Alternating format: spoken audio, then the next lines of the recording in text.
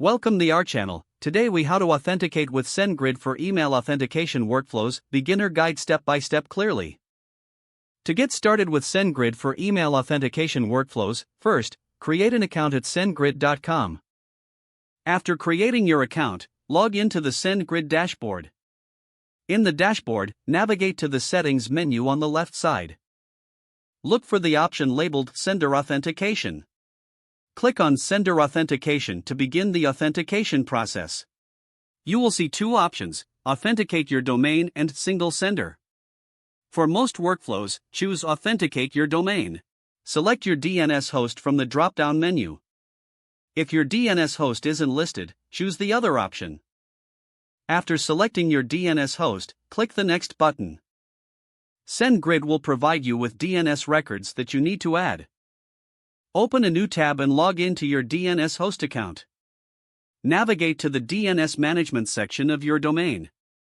Create new TXT records as provided by SendGrid. Make sure to copy each record precisely as shown.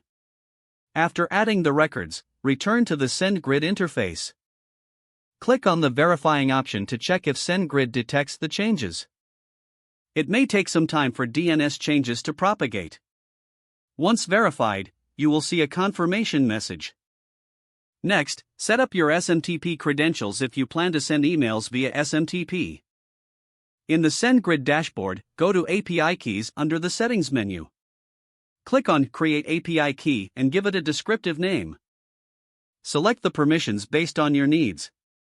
Once created, make sure to copy the API key securely. Now, you can use this API key in your email application for sending authenticated emails. Finally, test your setup by sending a test email through your application. Monitor the email's delivery status in the SendGrid dashboard. Congratulations, you have successfully authenticated with SendGrid for email workflows.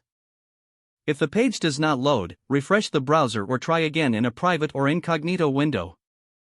Make sure you are using the correct email address, then retype it carefully to avoid small typos.